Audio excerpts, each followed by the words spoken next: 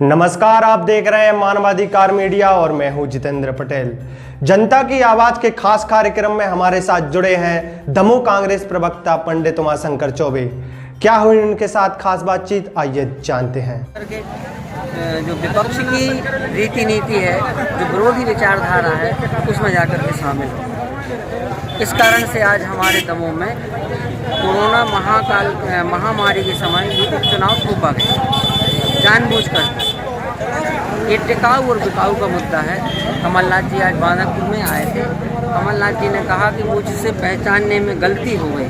कमलनाथ जी ने कहा कि मैं मारीच को संत समझ बैठा।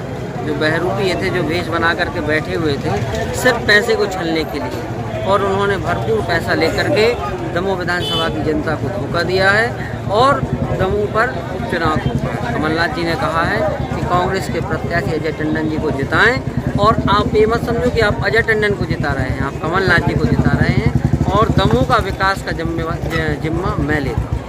बीजेपी आज भी मेडिकल कॉलेज को लेकर चुनाव लड़ रही है, इसमें क्या कहें? देखिए, बीजेपी ने दमोह के साथ जो धोखा किया है, आने वाली हमारी पीढ़ियाँ उसको भुगतेंगी। यूनिवर्सिटी जो दमोह में आनी थी, इसी बीजेपी ने उसको छतरपुर भेजा। आज यदि एक छात्र को माइग्रेशन चाहिए पड़ता है तो वो 3 बार छतरपुर जाता है। आपको पता होगा, दमोह के महाविद्यालय छत्रपति यूनिवर्सिटी से जोड़ दिए, महाराजा छत्रसाल से जोड़ दिए।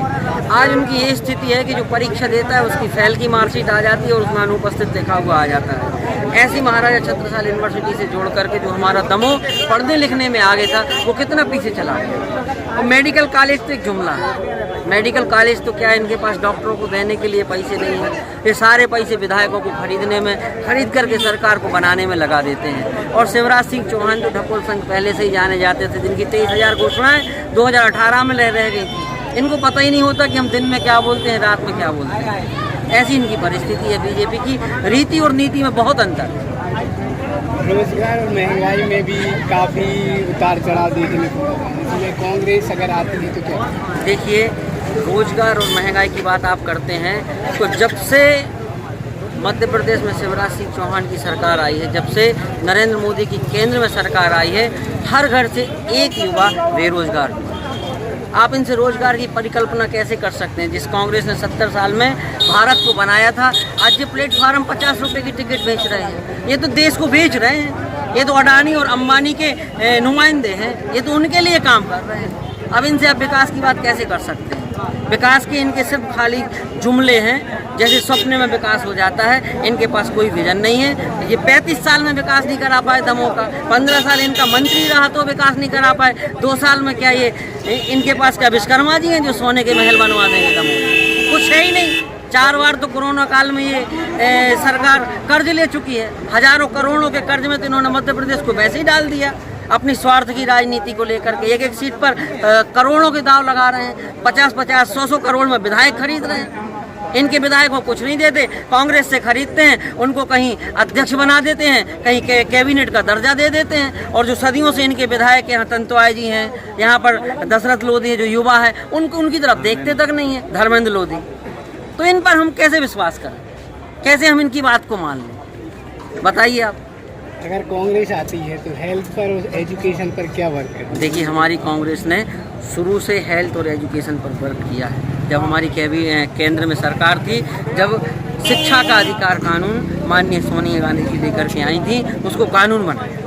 हेल्थ की बात करें तो आज जितने भी हॉस्पिटल हैं सब कांग्रेस के कार्यकाल में ही तो बने हैं। इनका एक भी हॉस्पिटल का इन्होंने उद्घाटन किया हो तो बताओ। आप खुद जानते हैं, आप खुद पत्रकार। मध्य प्रदेश की जनता नागपुर क्यों जा रही इलाज करवाने? 10-15 एम्स हैं आपके पास एमपी में, क्यों जा रही पब्लिक नागपुर? वो नहीं जाना चाहिए। विजन ही नहीं इनके पास कुछ। कांग्रेस में ऐसी क्या कमियां रही कि ज्योतिरादित्य सिंधिया और कई विधायक छोड़कर गए? क्या कांग्रेस मानती है कि कहीं कमियां रह गई? देखिए, सिंधिया जी राजघराने के हैं, राज परिवार के नेता हैं। आपको पता होगा, सिंधिया जी के पूर्वजों के कारण हमें 100 वर्ष के लिए जीते हैं, खुद के वैभव के लिए जीते हैं। सिंधिया जी की हजारों एकड़ जमीन सरकारी है, जिन पर कब्जा किए हैं, उस पर बुलडोजर चलने वाला था। घबरा करके इन्होंने अपनी संपत्ति बचाने के लिए बीजेपी का दामन थाम लिया, और कुछ नहीं। टिकाऊ और बिकाऊ का मुद्दा चल रहा है। अगर पिछले 15 महीने पहले कांग्रेस सरकार के विधायक बीजेपी में आ गए थे और फिर अगर पब्लिक कांग्रेस को मौका देती है तो क्या लगता है कि बीजेपी में क्या आपके फिर विधायक मिलते? देखिए, हमारे विधायक तो बीजेपी में गए नहीं।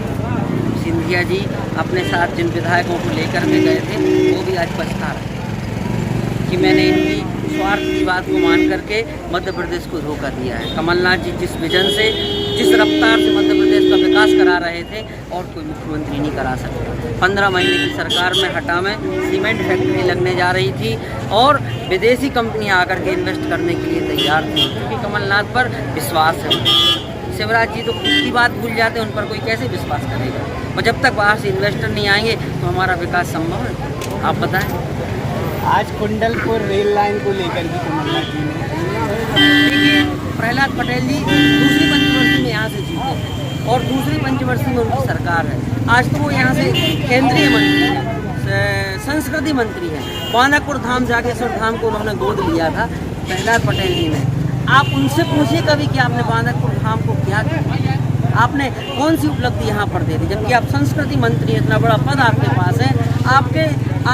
आपने दमों को क्या दिया, क्या उपलब्धि है जिसको आप गिनाएंगे कि मैंने दमों को ये दिया, ये दिया, ये दिया। हाँ, एक दीवार जरूर उन्होंने करवा दी 40 फीट की। कह रहे थे कि भोलेनाथ जी का कलश जो है उसकी छारी यहाँ के सरोवर में पड़ती है जो अनिष्टकारी। आपको पता है भोलेनाथ अमंगलकारी भेदधारी हैं, सारे अमंगल उनके पास रहते हैं और आनंद को प्राप्त करते हैं। तुम उनमें अमंगल देख रहे हो, ये ऐसी उनकी नीति है। वो क्या देंगे दमों और क्या करेंगे प्रदेश के लिए?